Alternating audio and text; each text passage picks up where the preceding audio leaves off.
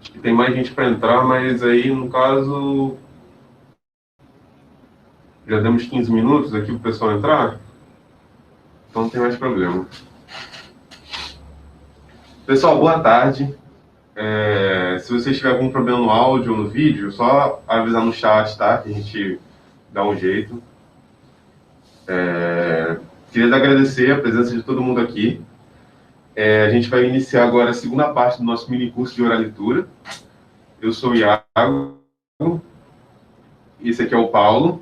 A gente faz parte aqui da equipe da Biblioteca Municipal de Nova Iguaçu, CEAL Brito, e nós estamos trazendo esse projeto aqui, né, de fazer a biblioteca um polo de propagação de cultura e educação por diversos meios. A gente queria agradecer todo mundo que está aqui presente, desejar uma boa tarde para vocês, agradecer a Secretaria da Cultura e a Biblioteca pela oportunidade, e vamos lá, né?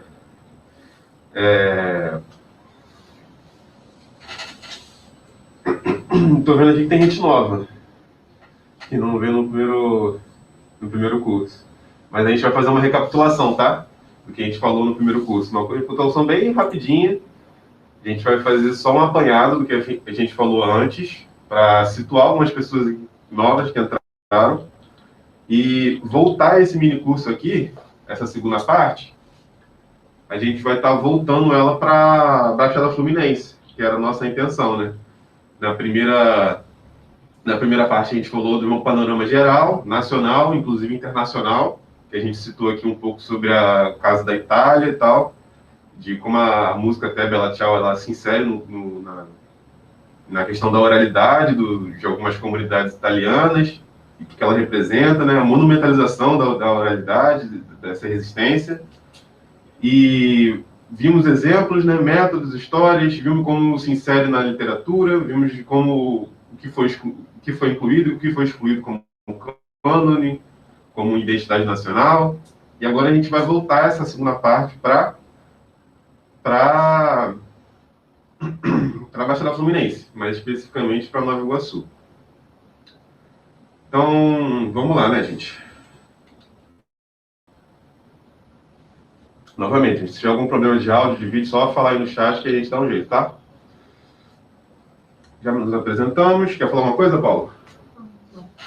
Show de bola. Gente, mini curso de oralitura, parte 2. A ancestralidade na oralidade brasileira. Eu gostaria de começar falando para vocês, gente. Esse mini curso aqui, né, oferecido pela biblioteca, a gente pretende apresentar a vocês uma breve história, uma perspectiva, um panorama literal dessa forma cultural que ora é inserida na literatura e ora em outras formas de expressões culturais.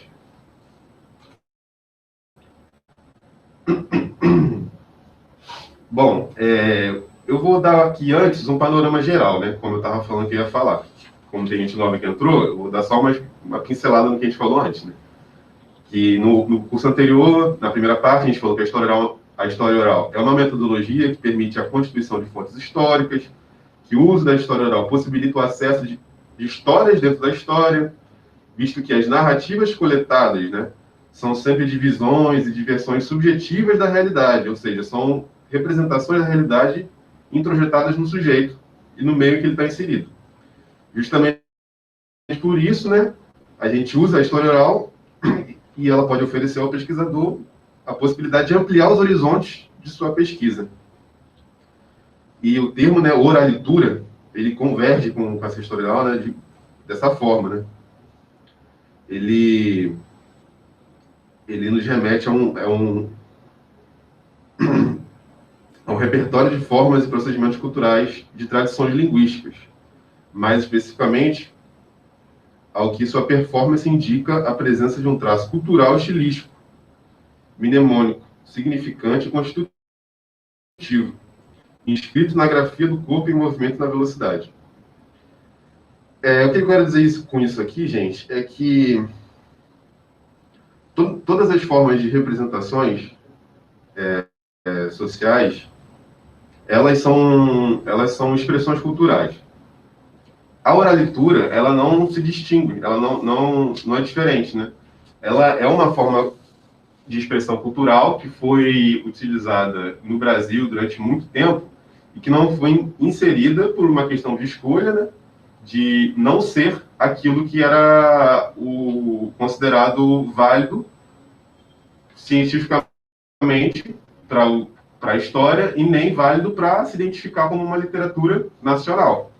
Mesmo apesar de a gente ter visto na aula passada, né, no curso passado, que durante anos e anos a gente tivemos exemplos de expressões culturais da oralidade que transpareceram, né, que expressaram, assim como a literatura expressa, aquilo que era a representação da realidade, que é o que a literatura é.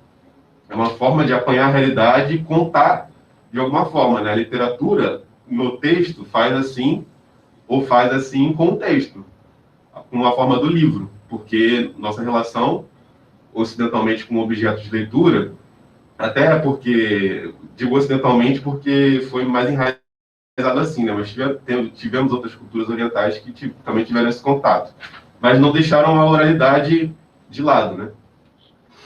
É muito forte nessa nossa relação com o que está escrito. Por isso que, inclusive, em meados do século, no final do século XIX, início do XX, o pensador, né, Walter Benjamin, ele fala, ó, o narrador, como nós conhecemos antigamente, da tradição, da oralidade, ele está morrendo. Ele está morrendo, né? Hoje em dia você se faz história através da escrita, não se conta mais a história, não existe mais contador de história. E ele fala isso, o narrador está morrendo. E só que ele ainda fala que ainda existem outras culturas que expressam a sua vida, expressam o seu modo de viver através da oralidade.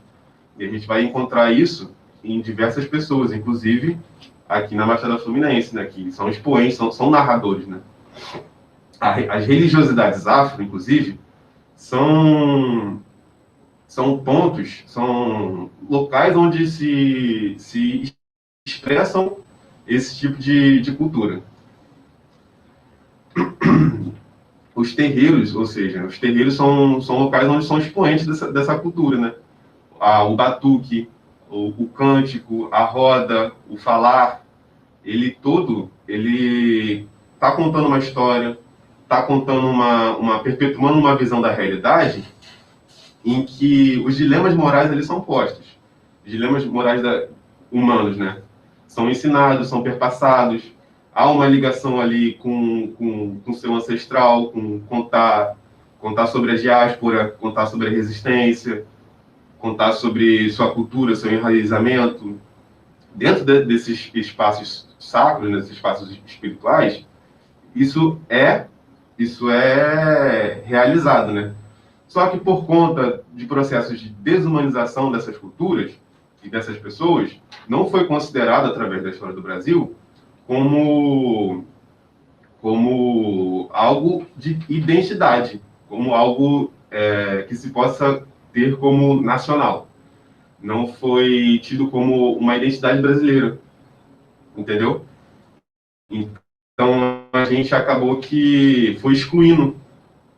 A gente não, né? Os processos históricos das pessoas que detêm o que detêm o poder para poder considerar o que é cultura e o que não é cultura, o que é literatura, o que não é literatura, o que é história e o que não é história, escolheram por desumanizar e, assim, excluir a oralidade e os centros de oralidade, ou seja, os terreiros, as comunidades indígenas, inclusive, a gente não vai falar aqui delas porque a gente afunilou para falar sobre as comunidades afro-brasileiras, escolheram por excluir, assim como eles excluíram por anos e anos, historicamente, dentro da própria academia, as formas de resistências negras que existiram durante a colônia e durante a escravidão. Tem um historiador, que é o Clóvis Moura, que ele foi contrário a esse tipo de perspectiva dentro da academia, onde, inclusive, o Caio Prado Júnior, que é um historiador muito conhecido, famoso do Brasil, que conta a história do Brasil, ele escrevia abertamente, e todo mundo concordava com ele, que dizia que não houve nenhum tipo de resistência por parte dos negros, tanto de questão de movimento de resistência em prol da abolição da escravidão. Ou seja, os escravizados não se organizaram politicamente para pedir a abolição da escravidão. Isso só foi acontecer na literatura do século XIX com os movimentos abolicionistas, que incluíam tanto negros quanto brancos. Essa é uma visão muito presente no século XX na nossa sociedade. O que eu estou querendo dizer com isso? Esse tipo de perspectiva, ele acaba excluindo fonte e método do estudo da oralidade e da história oral e da oralitura. Porque se a gente usar como fonte e um método da história oral e usar como fonte a oralidade, a gente percebe, assim como o Clóvis Moura percebeu, quando ele foi tentar contradizer o que o Caio Prado Júnior dizia, que não, essa é uma perspectiva errada e errônea, porque as comunidades quilombolas, os quilombos, as revoltas de escravo, foram formas de organização, foram formas de resistência política direcionadas ao fim da escravidão. Então, assim, é um tipo de escolha que foi feito durante muito tempo dentro da própria academia, dentro das próprias elites intelectuais, de desconsiderar como fonte método a oralidade. Isso reflete em determinadas camadas da sociedade, quando a gente vê os formas de preconceito com as religiões afro. Então, o Quilombo do Palmares é uma das maiores expressões disso. O Clóvis Moura, inclusive, fala isso no livro dele. Que o Quilombo dos Palmares foi essa expressão de se dizer como uma resistência à escravidão. Nós não vamos ser escravizados, nós vamos construir o nosso próprio reino aqui, no Brasil. E aqui eu quero só fazer um pequeno ponto e dizer que, não, o Narlock não tem razão.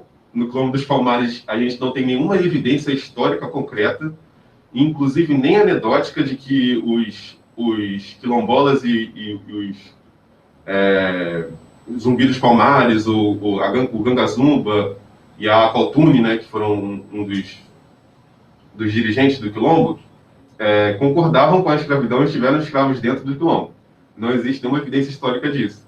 O que existe é uma evidência anedótica de que se na África eles tinham uma forma de escravidão, eles trouxeram essa mesma forma de escravidão para o Brasil, só que materialmente não existe nenhuma. Aí a gente vê aí vários jornalistas que escrevem livros de história propagando diversos tipos de mentiras históricas. Ponto. Então, como se não tem uma evidência disso, a gente não pode aprovar que houve. Não pode dizer que houve. E agora, dando esse panorama nacional, a gente volta para um panorama mais regional, da Baixada Fluminense, que eu queria falar um pouco sobre o quilombo da Mariaconga, que ele é em Magé, que atualmente ele é o único quilombo reconhecido pelo IFAM, né?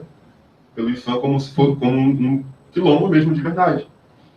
Sendo que, na verdade, existiram diversos quilombos aqui, inclusive a própria Baixada Fluminense. Existe um movimento de historiadores que diz que a Baixada Fluminense foi ocupada depois dos índios que daqui ocupavam a Jacutinga terem sido dizimados, né, expulsos, foi ocupado por escravizados revoltos que vieram para cá, para a Baixada Fluminense, Duque de Caxias, ali em cima, né, montar uma forma de organização social deles, uma organização de comunidade. Aí, por isso que tem... por isso que alguns historiadores falam sobre a Hidra do Iguaçu, que é um quilombo que existia entre o rio Iguaçu e o rio Saracupi, eu acho, onde aí existem resquícios, né, tanto materiais quanto dentro da oralidade, de que havia um quilombo organizado ali, como forma de resistência à escravidão. E a gente tem também outro exemplo, que é o K11, que é o bairro aqui de Nova Iguaçu, né, que ele é um exemplo tão forte que a gente consegue remeter ao nome K11 a uma moeda que existe no Congo, que se chama Kwanza, que tem uma pronúncia similar, parecida. E de que, por isso, então, os escravizados que vieram do Congo fundaram o seu quilombo no K11 com esse nome, que remetia ao Congo.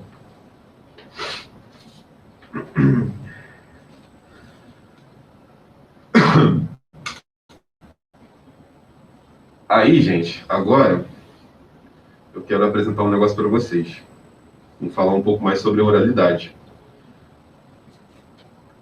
A gente tem aqui já falei, né, sobre as formas de resistência, né, como a oralidade é uma forma de resistência no curso passado, de que como a gente trazer à tona, para cima, a oralidade como cânone para a literatura nacional é uma forma de resistir e de se impor uma identidade nossa que foi sistematicamente, historicamente apagada. E de que esses quilombos não registrados também é uma forma de apagar isso e de que trazer eles para serem reconhecidos, né, para serem vistos, falados, contados, narrados, já é uma forma de resistir contra esse tipo de apagamento. Por isso que a gente aqui nesse curso escolheu fazer da Baixada Fluminense e escolhemos falar da Mãe Beata de Iemonjá.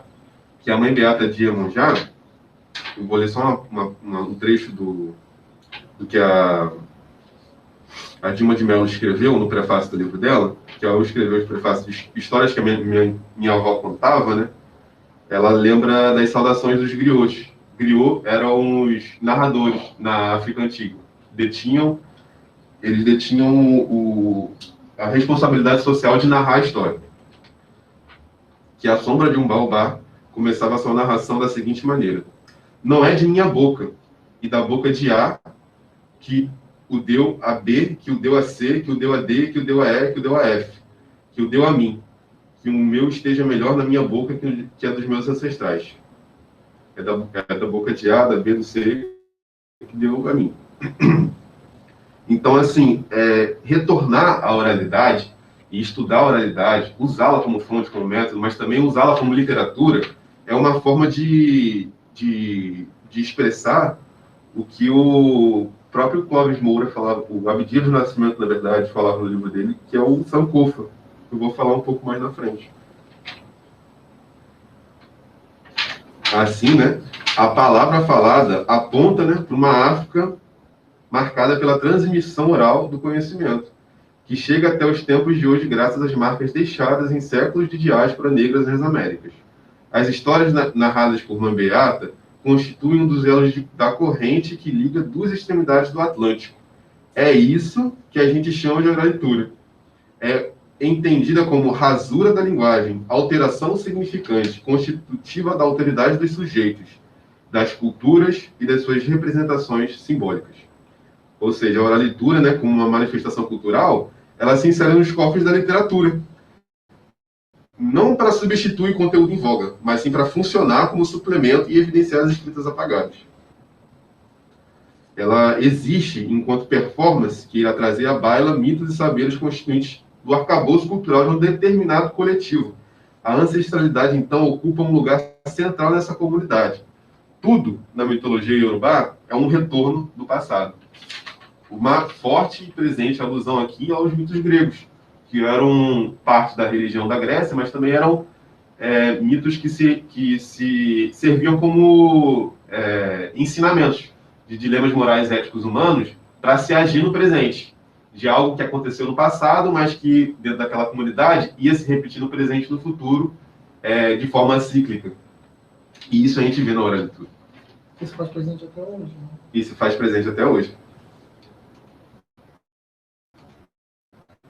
Gente, eu vou beber uma água aqui que é apresentar a pauta. Aí eu vou falar para Beleza. Bom, só para iniciar, eu vou querer... Esse daí é o... Nem li. Acho que é esse daí. Uma frase que está aqui no livro de Conceição Evaristo, que na verdade é uma citação do próprio texto que a Mãe Beata de Iemonjá ela fala no seu livro. Bom, ela diz: nós negros estamos precisando muito disso, de saber nossas histórias. Precisamos saber que nós somos capazes. Nós negros, que nós das religiões afro, temos história, temos saber. Bom, então, com isso, é muito importante, é muito importante a gente observar que a própria Mãe Beata, ela já observava essa necessidade que era um objeto de resistência, a fala dela, que era um objeto de rememoração. Então, eu trago a oralitura para a Baixada Fluminense, o destaque da oralitura para a Baixada Fluminense, porque a gente, conhecendo a história da Mãe Beata, que é uma mulher negra, que nasceu em Salvador e veio para o Rio de Janeiro, ainda na juventude dela, com seus filhos e tudo mais. Ela carregou não só a sua história, ela carregou a história da sua ancestralidade, mas a ancestralidade em todos os sentidos. Ela carregou as histórias da mãe dela, das avós dela, das mulheres que conviveram com ela, das pessoas que conviveram na sociedade dela, no círculo social dela. E isso tudo é muito importante porque a gente tem registrado essa história da Mãe Beata, mas quantas outras histórias que a gente não tem em Nova Iguaçu, que a gente tem na Baixada Fluminense, que a gente tem no mundo todo, na verdade, que não são contadas. E aí a gente tem, voltando para esse ponto dos quilombos não registrados, a gente não tem só a questão dos quilombos não registrados na Baixada Fluminense e no Brasil todo. A gente tem os quilombos também que ocuparam determinados lugares, eles foram dispersados daquele lugar, eles se transferiram para outros lugares, e a gente não tem o registro deles, e aí isso até, digamos que juridicamente falando, isso até dificulta o processo de registro, o processo jurídico, né, de aceitação dele, de dar como é que se fala? Legalmente o tombo dele. A gente tem, então, a necessidade da oralitura, ela se fazer presente na Baixada Fluminense, não só por causa da questão literária, como a gente falou no primeiro dia. No primeiro dia, a gente apresentou que a oralitura, ela se faz necessária como uma forma de resistência, como uma forma de memória e de identidade, mas também no sentido de você trazer a questão cultural, porque a gente tem uma ocupação cultural como literatura, a gente tem a oralidade, ela ocupa o espaço muito restrito à juventude, muito restrito a espaços, como eu vou dizer, ela não ocupa o mesmo espaço que os cânones literários na escola elas ocupam. E aí, na escola, como a gente falou no primeiro dia, a gente tem o mesmo espaço que ocupa esse formalismo, esses livros. A gente tem clássicos literários, os clássicos literários que eu quero dizer aqui são os clássicos escritos por negros. Lima Barreto, Machado de Assis, João do Rio. E aí a gente tem essa necessidade de haver toda uma outra literatura que conecte as duas coisas, que conecte essa ancestralidade, mas que ela se faça presente na escola, que ela se faça presente nesse espaço de realização dos cânones, dos outros livros, das outras formas de manifestação literária mesmo. E aí a gente tem, então, eu trago o foco da oralitura na Baixada Fluminense, ela se faz necessária, porque além dela dela ocupar esse espaço de cultura e assim mostrar para essa própria população de que os conhecimentos que eles têm são constituídos como literatura também, são finalmente constituídos como cultura propriamente. Que a gente consegue imaginar, a gente sabe que a gente tem não só uma construção da nossa sociedade, e eu digo construção, é óbvio que foi construída por uma elite, que tem o objetivo, que tinha esse interesse realmente em fazer com que essa parcela da sociedade não se visse inserida na sociedade, que não visse essa ocupação, a vida própria deles como cultura, como brasileiros. Então a gente não tem essa identidade brasileira, a gente hoje em dia tem esse entendimento que a identidade brasileira ela é plural, mas a gente também entende que a gente ainda tem manifestações literárias que estão em destaque na nossa sociedade, e quando eu digo manifestação literária é a novela, a gente tem os livros que são exportados, os livros que participam das grandes manifestações, dos grandes eventos literários. A gente sabe que esses livros não ocupam esse espaço. E aí a gente fala que a oralitura, ela ocupa, então, esse espaço, além do cultural, como objeto de resistência, no sentido de rememorização mesmo, de trazer, juridicamente, como eu falei, essa memória. E aí, como eu disse também, isso é muito importante na Baixada Fluminense, é óbvio que em outros lugares também, mas é que o Iago trouxe algumas... que vários historiadores fazem estudos sobre isso.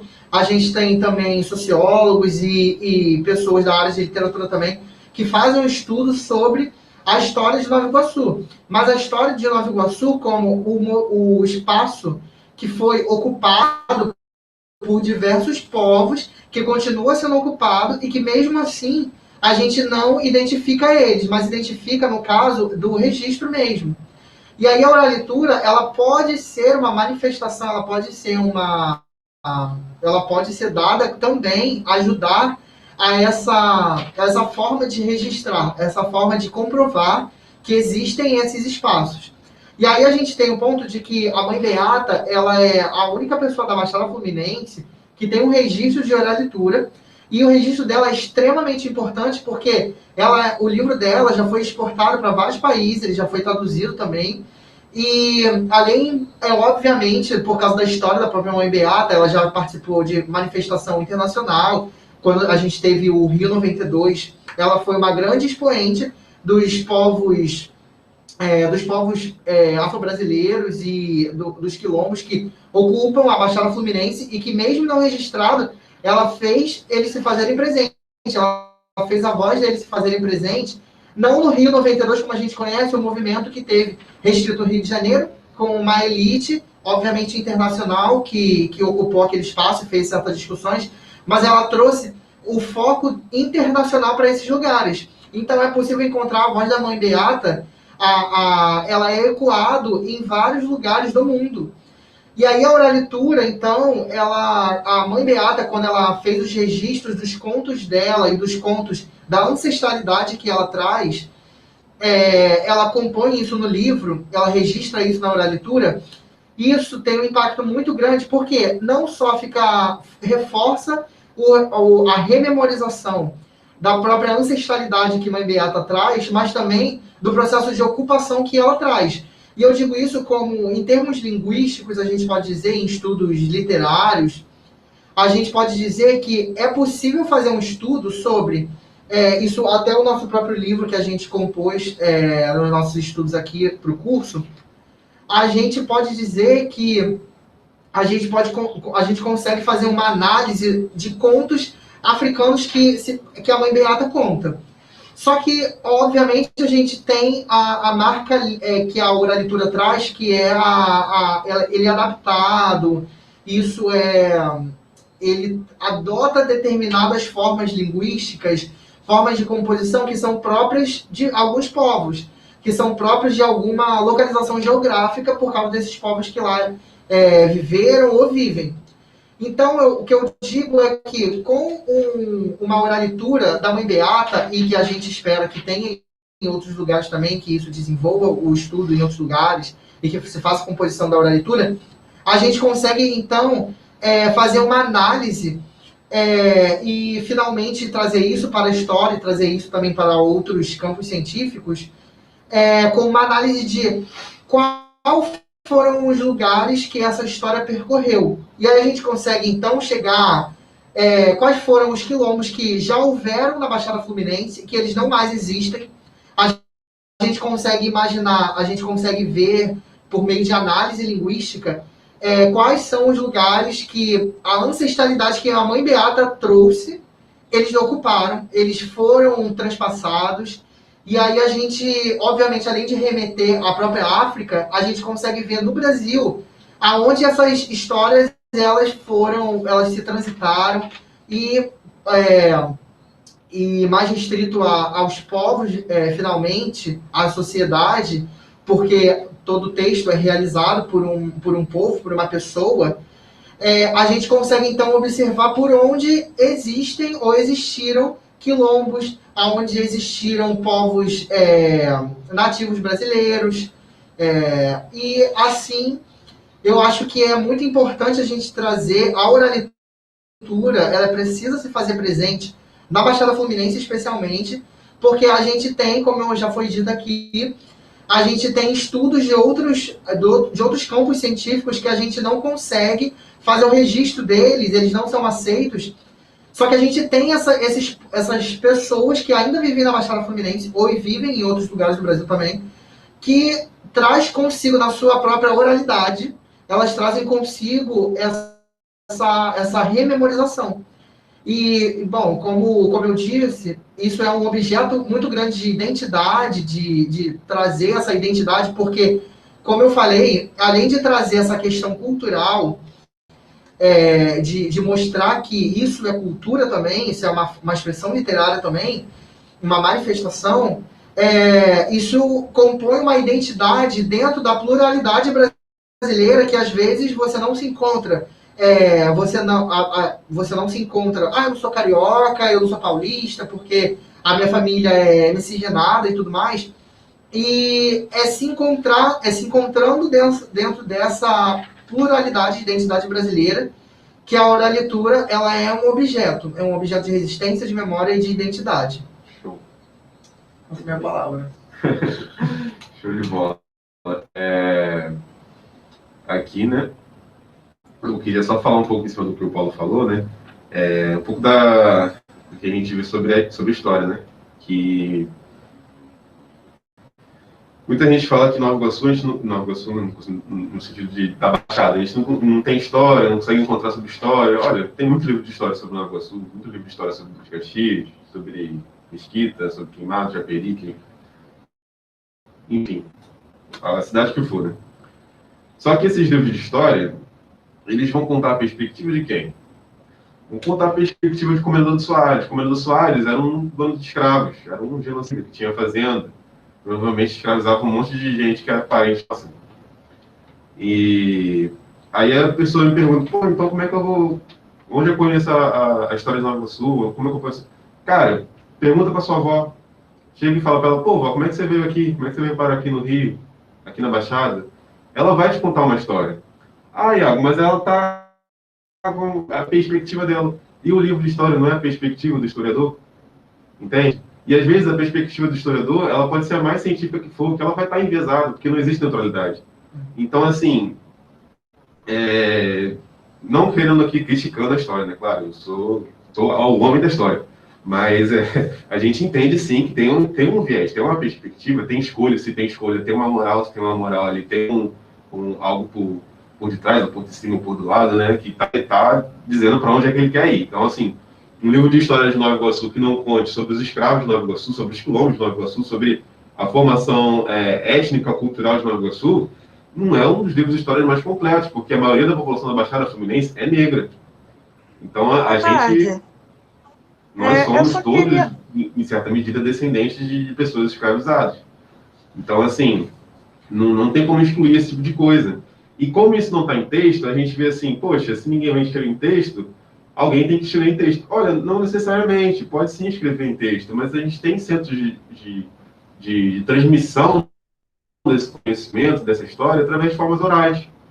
Não só perguntando para sua avó como ela veio aqui, e perguntando sobre os pais da sua avó, você vai saber um pouco da história do seu bairro, da sua cidade, ou do seu estado, de onde ela veio. Você vai saber você vai entender também que existem outras formas de transmissão do conhecimento. E isso é o que a mãe Beata de Iemonjá queria passar nos ensinamentos dela, né? E isso foi por isso que a expressão dela foi tão forte e ela ganhou tanto reconhecimento fora do Brasil também. Aí por isso que eu quero que fala do Sankofa, né? Posso fazer uma pergunta? Eu vou mostrar uma imagem no final do curso sobre o que é o Sankofa, mas ele é um movimento de ir e vir, ressignificando memórias e vivências. É ensinado pelo provérbio contido nesse Andinkra, né? O Andinkra é uma expressão linguística da África. Parte de um conjunto de ideogramas chamados Andinkra. Ele é representado por um pássaro que volta de cabeça à cauda. Que volta a cabeça à cauda. O símbolo é traduzido por retornar ao passado para ressignificar o presente e construir o futuro. Essa ética transparece no esforço do povo negro por recuperar a sua ancestralidade e apontar as sequelas da diáspora à dispersão dos negros pelo mundo. Ou seja, aqui basicamente é um tapa na cara do Walter Benjamin quando ele diz que o narrador morreu. Porque se a memória é sempre uma construção feita do presente a partir de vivências ocorridas no passado, a gente entende que o Sankofa é um instrumento de, do uso da memória para agir no presente, entendeu? Para pensar o futuro. E toda vez que a gente expõe essa expressão cultural, de estar aqui, de estar ouvindo, de estar falando, entendeu? De conquistar algo, como o próprio jogador da seleção brasileira, quando ele fez um gol, ele, em vez de comemorar, agradecendo a Deus, ele comemorou puxando lá a flecha para o seu orixá. Aquilo é o Sankofa, aquilo ali é expressar, olha, eu sou brasileiro, eu visto verde e amarelo e eu não sou preconceituoso, eu não sou um fundamentalista religioso cristão que quer o fim e a dizimação das culturas afro-brasileiras e indígenas. Eu sou brasileiro, eu tenho identidade brasileira e eu sou afro. E eu estou expondo essa cultura aqui do meu povo, né? Da diáspora. Então, esse é o Sankofa. E aqui, gente, a gente só botou esse slide para falar um pouco sobre quem é a Mãe Beata de Iemonjá. Ela nasceu em Salvador, né? Lá em 31. Só que ela veio para o Rio em 69, quando o marido dela morreu, né? No auge da ditadura militar, ela resolveu fundar um terreiro lá em Miguel Couto. Miguel Couto é um lugar aqui de Nova Iguaçu, caso tenha alguém de fora. Ela fundou, né, esse terreiro, o Iemojuarô, alguma coisa assim. Eu vou lembrar do nome e escrever no chat. Mas ela fundou esse terreiro no auge das repressões das manifestações culturais afro-brasileiras. Então, assim, é uma mulher de resistência, fisicamente. Residindo no bairro de Miguel Couto, Nova Iguaçu, em 20 de abril de 85, né, fundou o terreiro Ilê Omiojuarô, no mesmo bairro. Ela foi ainda presidente da ONG Crioula, organização de mulheres negras que atua contra o racismo, o sexismo e a violência contra a mulher. Essa ONG existe até hoje, inclusive. O terreiro dela é tombado pelo IFAM e conseguiu um mérito de reconhecimento internacional pelos trabalhos realizados naquela comunidade.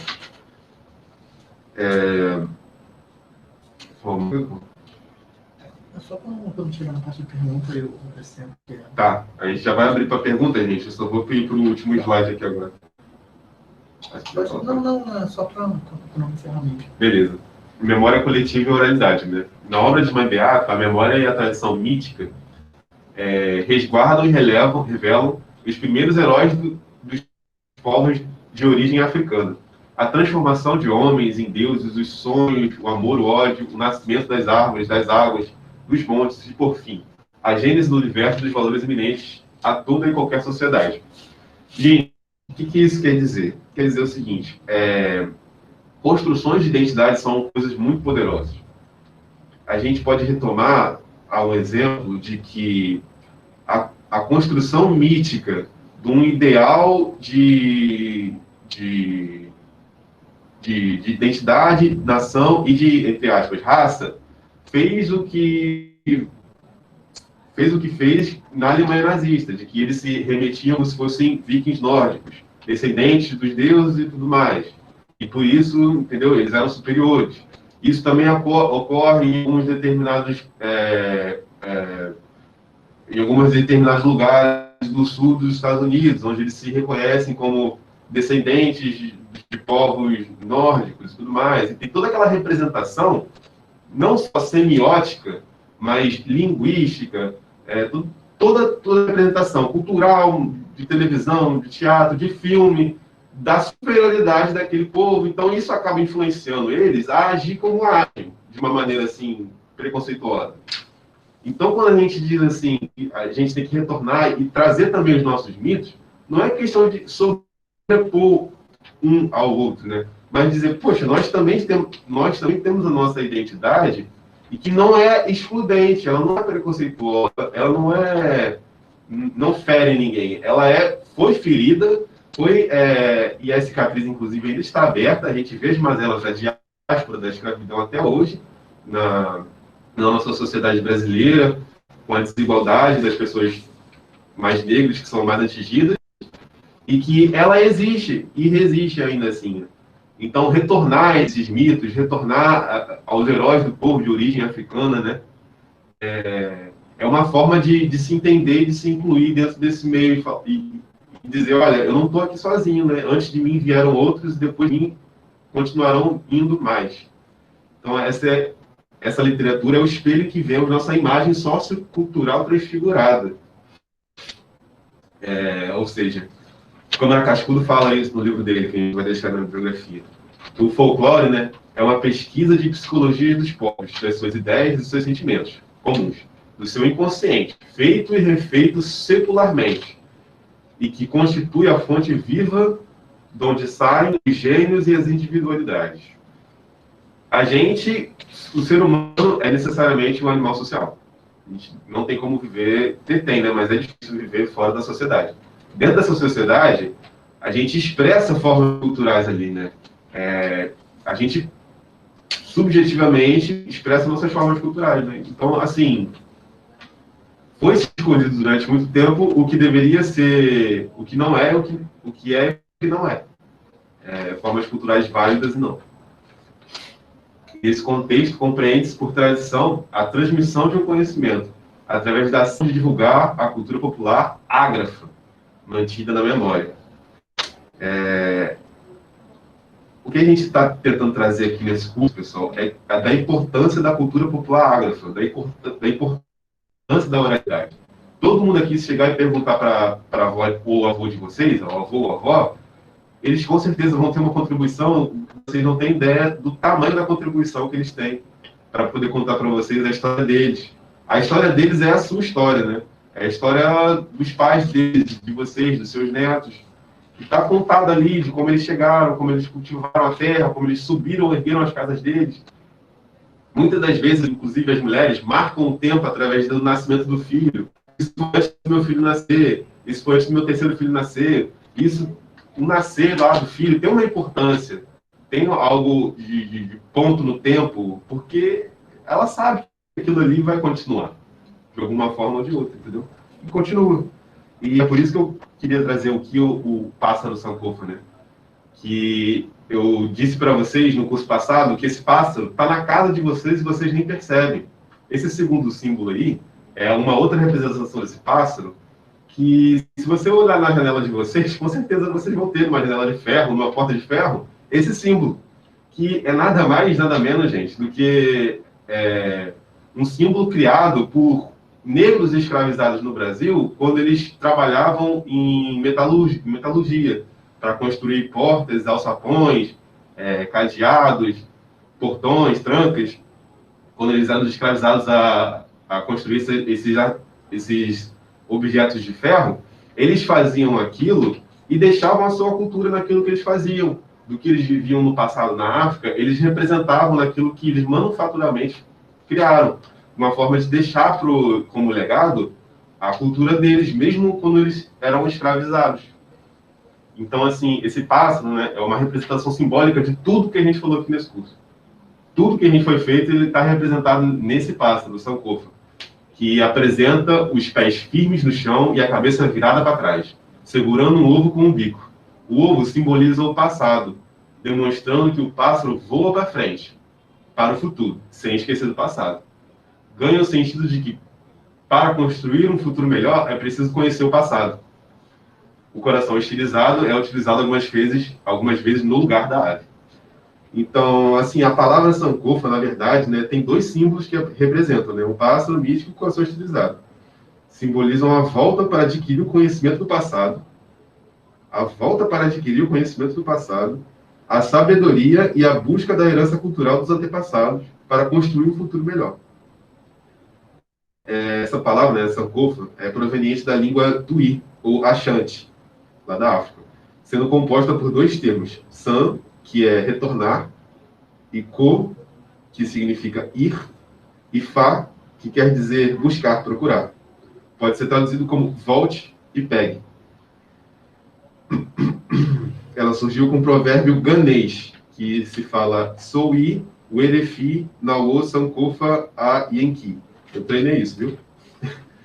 Que significa não é tabu voltar para trás e recuperar o que se esqueceu ou perdeu. Gente, muito obrigado. Essa é a nossa bibliografia. A gente vai então abrir para os comentários, mas aí antes eu gostaria de fazer comentários e perguntas e tudo mais. Eu gostaria de acrescentar, se você puder voltar ao Claro. slide, novamente, só para... Perfeito. No último mesmo fala, nesse contexto, compreende-se que, por tradição, a transmissão de um conhecimento através da ação de divulgar a cultura popular ágrafa, mantida na memória. E aí, quando você falou isso, você falou sobre como a gente pode observar, a gente só perguntar para os nossos avós, para os nossos pais, o que eles lembram, alguma história que às vezes não está no livro, que não está em algum lugar. E, assim, o que eu gostaria de acrescentar sobre isso é que a gente tem uma forma que a nossa sociedade, ela acabou instituindo entre nós como apagamento. A gente, é óbvio que tem também uma questão epistemológica, que é de você anular os conhecimentos dessas pessoas, de dizer que os conhecimentos medicinais, por exemplo, eles só estão restritos à medicina ocidental. A gente, então, só pode usar determinado medicamento se for comprovado cientificamente de acordo com a ciência ocidental. Ou seja, com uma epistemologia ocidental. A adoção de uma determinada epistemologia na sociedade também é uma forma da gente fazer um apagamento histórico, da gente fazer um apagamento cultural, um apagamento dessas identidades. E aí a gente tem toda essa pluralidade também de conhecimentos, de epistemologias da nossa sociedade, que estão compostas não só nesses conhecimentos, como eu dei exemplo de medicina, mas também nos conhecimentos históricos, ou nos conhecimentos metafóricos, nos conhecimentos, enfim, da genealogia, do conhecimento, do entendimento de mundo e tudo mais, que essa epistemologia de outras sociedades tem. A gente tem isso composto em pessoas que estão extremamente próximas a gente, ao nosso vizinho, a pessoa que mora na nossa esquina, a pessoa que tem um bar ali na esquina, aquela senhora, aquele senhor que fica na calçada da porta. Bom, não fica mais, né? Porque a gente está em pandemia. Que não esteja, mas a pessoa que está ali na sua janelinha, no caso da pandemia, né, que ela gosta, e às vezes a gente fica vendo isso com maus olhos, ou a gente foi educado para a gente olhar isso com maus olhos. Isso é uma forma que a sociedade, e eu digo a sociedade, a elite mesmo, construiu na gente uma forma de, mais uma vez, apagar historicamente esses povos, apagar esses conhecimentos, essa forma de epistemologia. E aí eu acho que isso é muito importante a gente pensar nisso quando a gente precisa... Todo mundo já teve uma atividade, por exemplo, de escola, principalmente quando a gente é pequeno, da gente perguntar alguma história para os nossos avós, para os nossos pais, alguma coisa que era na época deles e tudo mais. Por que isso fica só restrito a quando a gente está no início da escola? Por que isso não fica também no nosso cotidiano, na nossa sociedade, quando a gente quer pensar novas formas de política, novas formas de identidade, novas formas de se pensar a sociedade no geral? Por que a gente só quer buscar formas científicas, formas de epistemologia que são pensadas conforme a epistemologia ocidental? A gente não quer dar ouvido a essas formas de pensamento, a essa manifestação, né, oral dessas pessoas que às vezes não têm um conhecimento, tem uma escolaridade e tudo mais, ou às vezes tem e não tem determinados livramentos.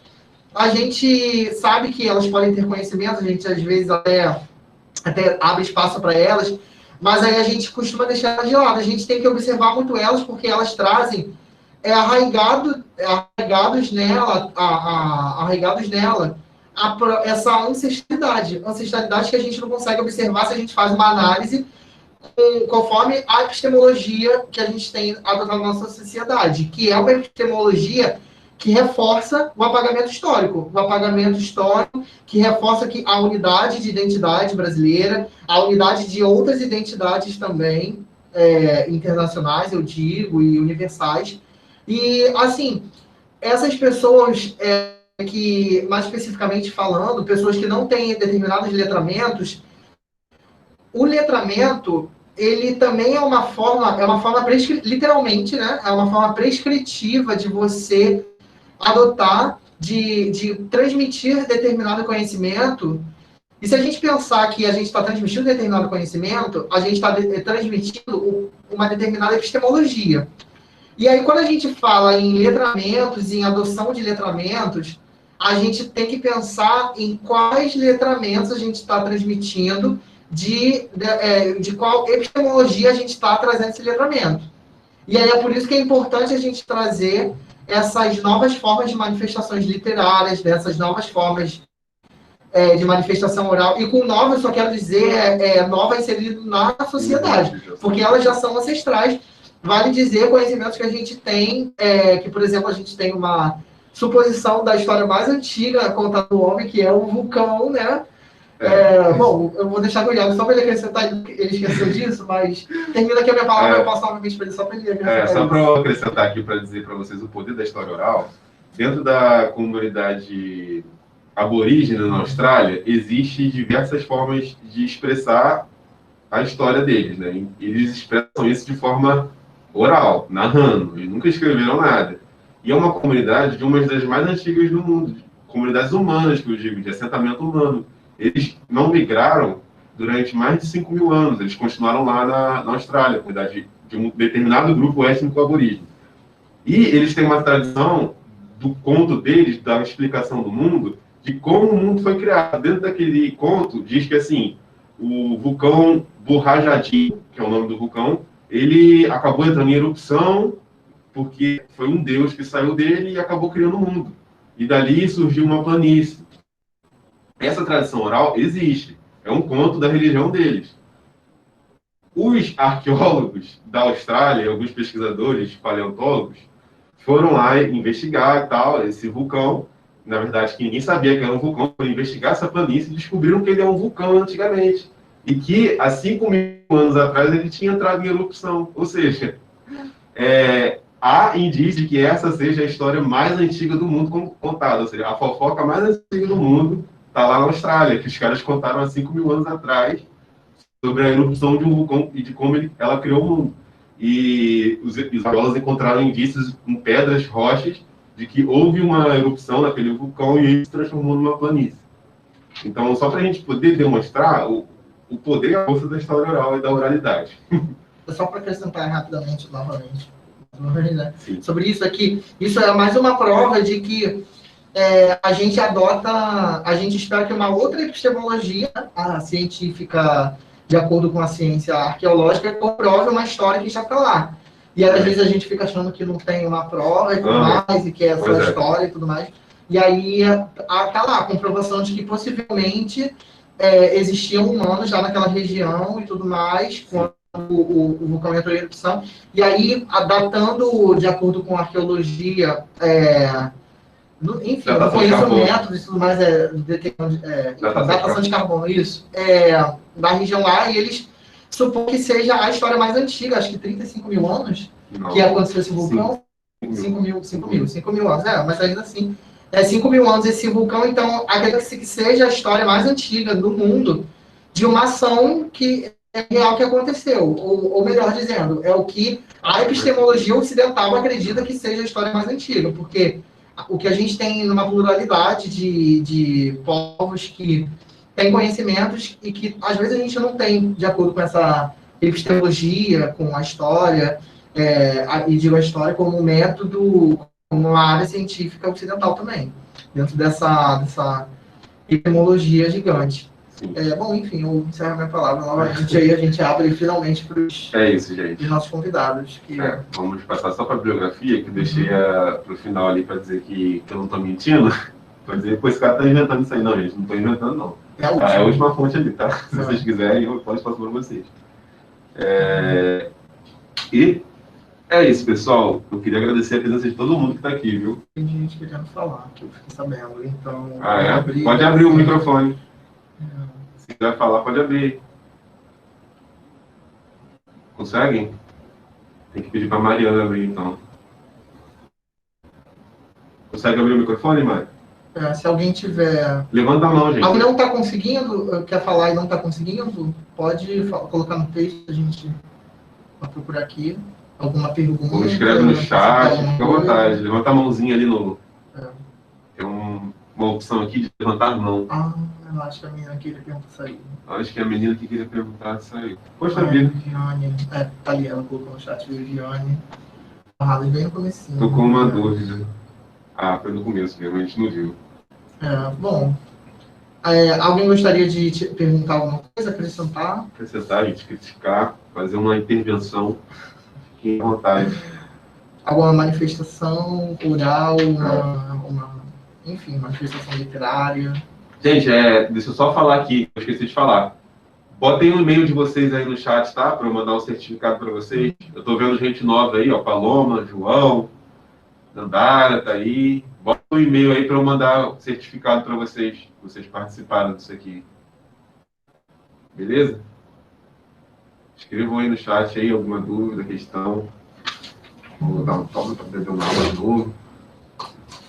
E, pessoal, se vocês quiserem conhecer um pouco mais sobre a Mãe Beata de Iemonjá,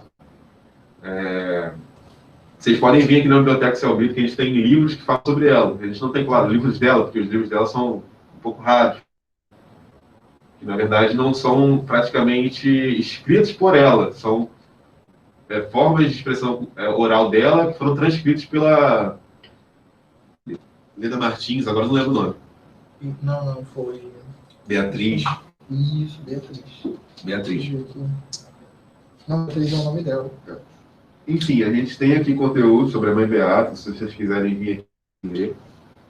Queria falar, Daniela, dos pontos turísticos daqui de Nova Iguaçu, que estão sendo nomeados novamente.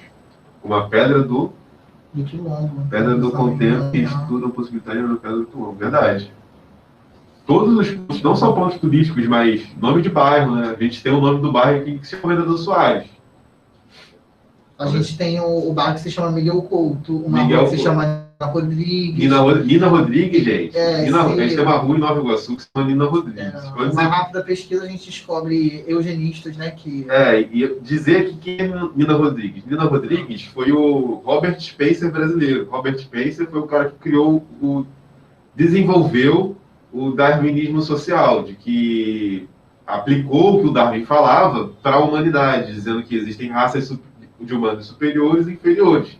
Ou seja, os negros e os judeus seriam inferiores, os brancos arianos superiores. Nina Rodrigues trouxe isso para o Brasil para fazer uma análise, inclusive criminológica, de que os negros teriam uma propensão maior a cometer crimes por eles serem negros. Sim. Esse foi o Nina Rodrigues. E a gente tem o nome de uma rua, inclusive eu acho que pelo Brasil tem nome de bairro também, que se chama Nina Rodrigues. E foi uma contribuição assim, muito danosa, que gerou e deixou a cicatriz brasileira aberta. Sim, mas aí não vamos dar espaço nem aqui para eles, porque... Não vamos falar da Mãe Beata, a gente está falando da Mãe Beata de Iemonjá. Para falar sobre esses lugares que precisam exatamente, ser sobre quilombos, sobre os centros de Umbanda, sobre os centros de Candomblé, que são centros espirituais, mas centros culturais também, de propagação da nossa cultura, da nossa história, da nossa identidade. Que, aliás, só para ressaltar, o da Mãe Beata se localiza em Miguel Couto. Para quem tiver o interesse pós-pandemia de ir lá verificar e de conhecer, pode também vir na biblioteca para conhecer Paulo, mais. Na casa do Paulo, gente. Não é não. Mas aí pode vir aqui na biblioteca e aí a gente super aberto aqui para você. Eu sei que tem sociólogo aí no chat, entendeu? Tem especialista em direito criminal aí na apresentação. Se quiser falar, pode ficar à vontade. A gente vai mandar um certificado para vocês por e-mail, tá? Se vocês quiserem também, a gente vai disponibilizar essa bibliografia e outras que a gente usou. Queria agradecer a presença de todo mundo aqui. Essa intervenção que a Dani falou foi muito importante, Nova Iguaçu tem um movimento turístico, inclusive, aqui de turistas de Nova Iguaçu da Baixada, que querem, que entendem que a Baixada, né, é um lugar turístico de turismo ambiental, né, turismo da natureza, turismo do meio ambiente. Então, assim, eles dizem que a Baixada é a Baixada Verde também, né? Eles alegam e falam assim, olha, a Baixada Fluminense pode ser dita como se fosse a Baixada Verde. Tem muita coisa aqui que é da natureza, né? E muito preservada, né?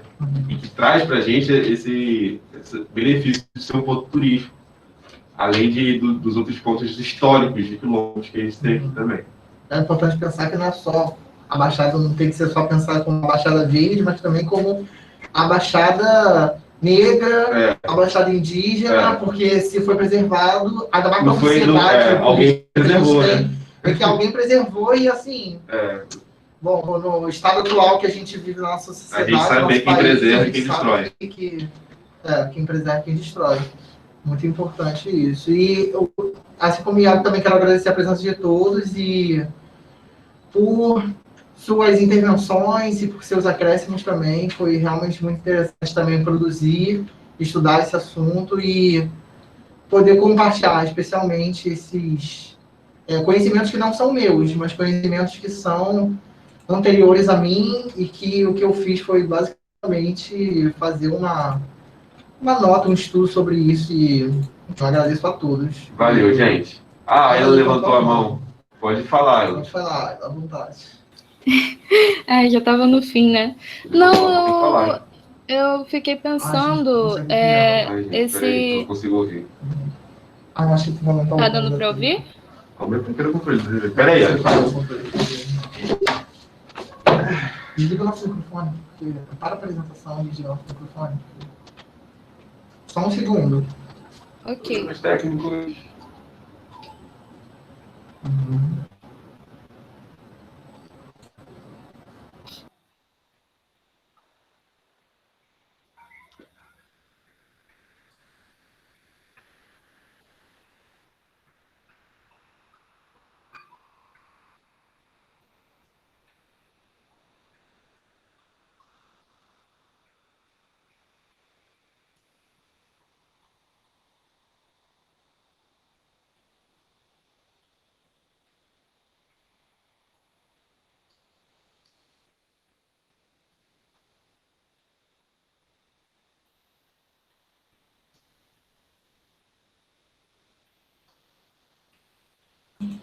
Pode falar.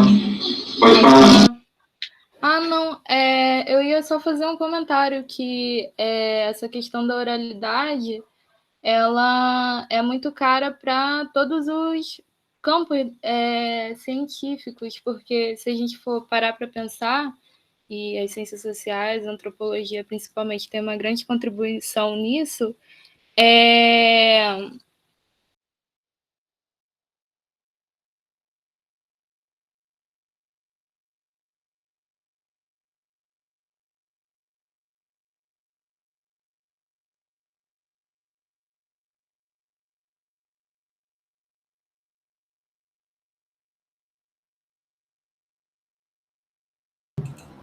Pode falar. Tá nos ouvindo? Pode falar. Gente, eu estava falando aqui sozinha. Ai. Eu ia falar que esse debate ele tem que estar presente em todos os campos científicos e ele é muito caro realmente para todos os campos científicos, é muito importante para a antropologia e para assim, pensar de forma mais concreta, né, saindo um pouco dessa parte mais abstrata, a violência obstétrica, por exemplo. É uma violência recorrente. A gente tem muitos relatos de mulheres, inclusive da nossa família, né? Porque se a gente for parar para perguntar para mulheres da nossa família se elas já sofreram algum tipo de violência obstétrica, com certeza, pelo menos uma delas vai dizer que sim, e que até pouco tempo não era nem considerado. Por quê? Porque a visão do corpo feminino que se tinha, né, era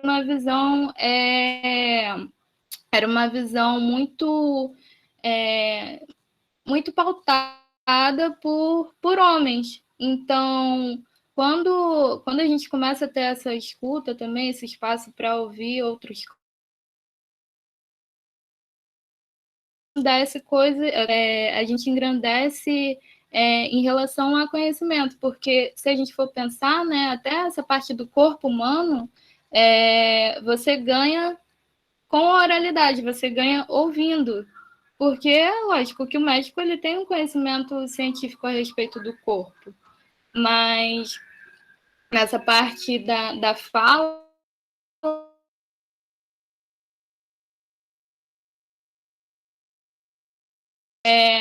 para a gente chegar até essa conclusão da violência e todo o debate em volta do corpo feminino, você não está vendo só os aspectos mais físicos, né, digamos assim. Isso também, a gente pode falar de psicologia também, né?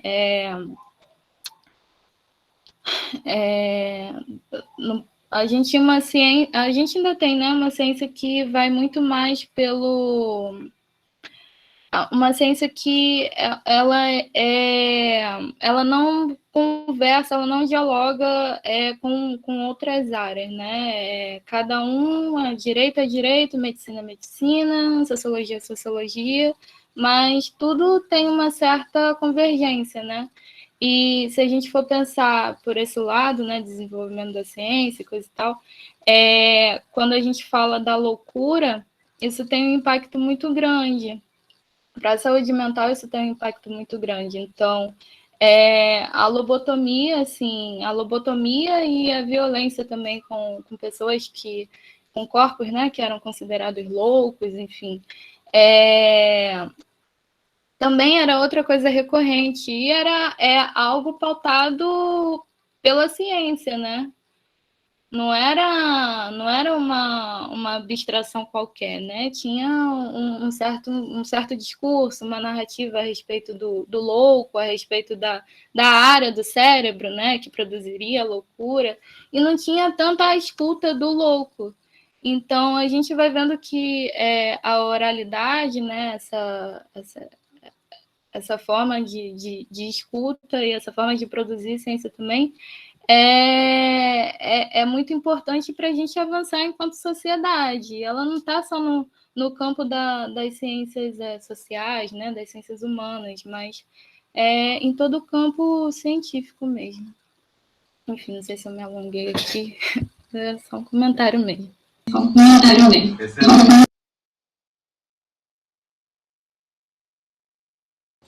Excelente, mas me trouxe à tona um monte de coisa aqui que deu vontade de falar, mas pela hora, melhor se contei e parabenizar pela intervenção, que foi muito boa. Foi. Importante a gente entender também que a ciência tem perspectiva, né? Tem visão, tem escolhas, né? Quem faz ciência não faz ciência de maneira neutra, né? São pessoas que viveram de determinada forma. Passar a palavra. Vou passar para a Viviane agora.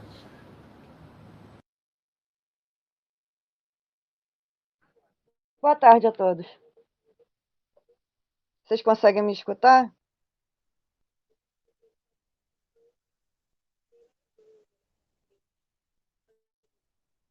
Então, a minha dúvida é a seguinte, porque eu me inscrevi no curso essa semana, e me inscrevi assim meio que por engano, né? Porque eu estava analisando a fazer outro curso, aí mandaram o link, mas eu também achei bastante interessante esse curso, porque mexe com uma área que eu trabalho também. Então, a minha questão é o seguinte, né? Acerca dos quilombolas, né? Essa pesquisa que está sendo realizada aqui na Baixada Fluminense, né? Inclusive nesse espaço geográfico Nova Iguaçu.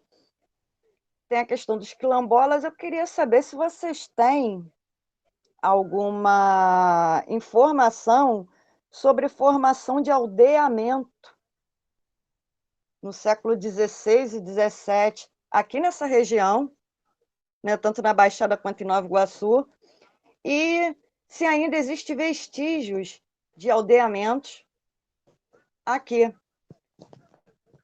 Eu não sei se vocês sabem, o aldeamento ele foi uma construção colonialista, né? Então eu queria saber se vocês também mexem com esse tipo de pesquisa.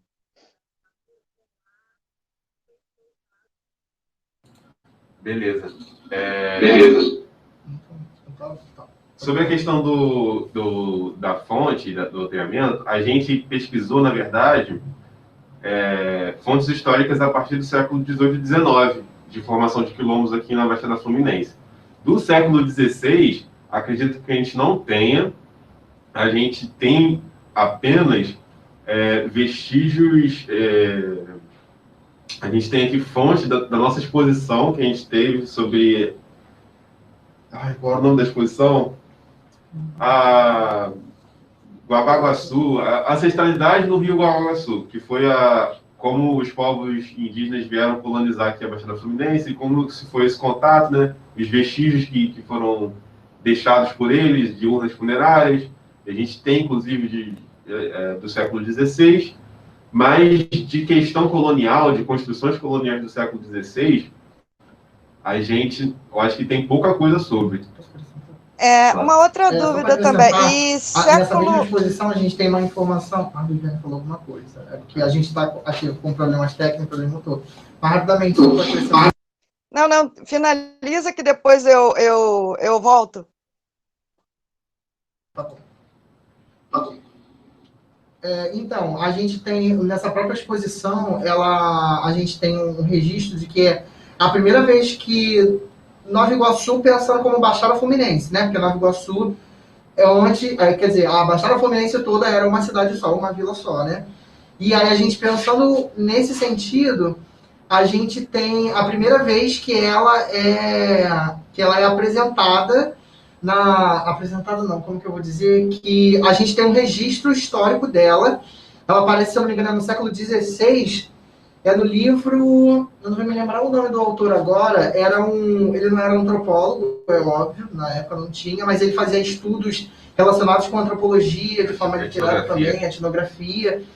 E eu não me lembro o nome dele de verdade agora, eu precisaria fazer uma pesquisa, aí você poderia ver na biblioteca, a gente tem no próprio catálogo dessa exposição, a gente tem essa informação.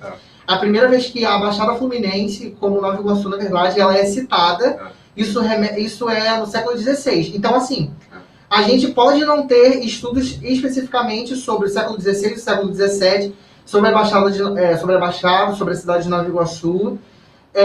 Eu digo, assim, mais profundamente, fora esse que a gente já tem. A gente não tem um conhecimento muito grande, mas é um espaço muito grande de estudo que a gente tem, de necessidade.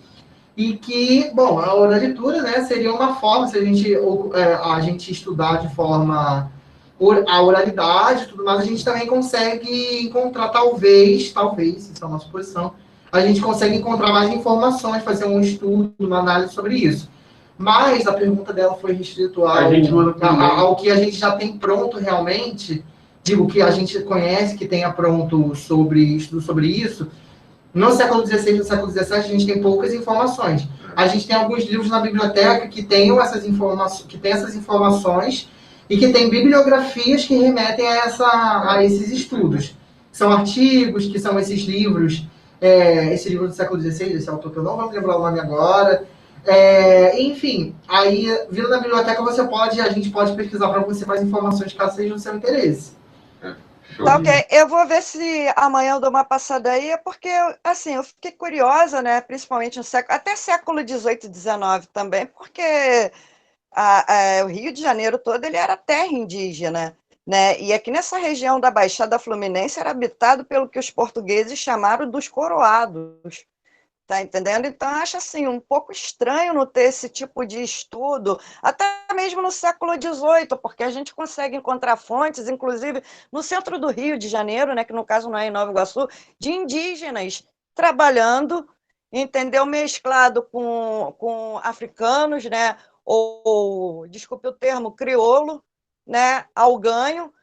Então, tem fontes, entendeu, que trabalha com essa perspectiva, né, da questão indígena, e aqui em Nova Iguaçu, né, que foi assim uma área que não foi tão explorada assim no início da colonização, né, então acho isso daí assim um pouco estranho, né, não ter esse estudo, entendeu? Ver se tem alguma comunidade, algum aldeamento indígena aqui, né? Algumas pessoas em Nova Iguaçu não se declaram indígenas, mas se declaram descendentes de indígenas, né, que apesar disso não deixar a questão da ancestralidade, não tira essa questão dele ser indígena ou não, ele é indígena também. Então, é por isso que eu achei um pouco estranho. Então, acho que amanhã eu vou dar uma passada aí no horário da manhã e vou ver se eu consigo alguma coisa, até por causa da minha pesquisa também.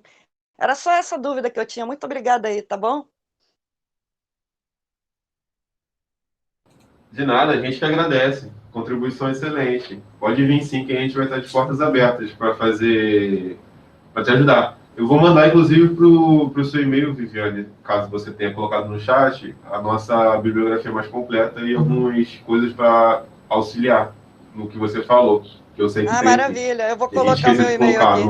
no slide por conta do foco. Ah, tá ok. Muito obrigada. Só um segundo que a gente está com. Ah, não, tá ok, gente. Muito obrigada mesmo, mas amanhã eu vou dar uma passada aí, porque eu acho que vai me ajudar muito, entendeu? E assim, né, realmente, né, a história indígena era um pouco complicada, né, por isso que eu achei esse curso, assim, essencial, né, porque a história indígena também trabalha com isso, entendeu?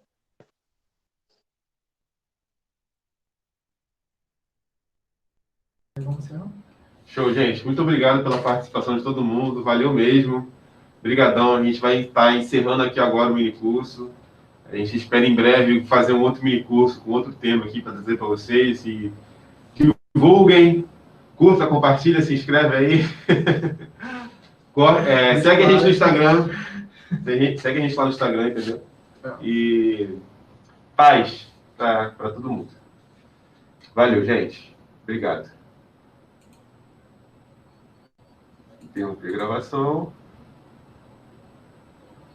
A gente está com De boa. o áudio ligado.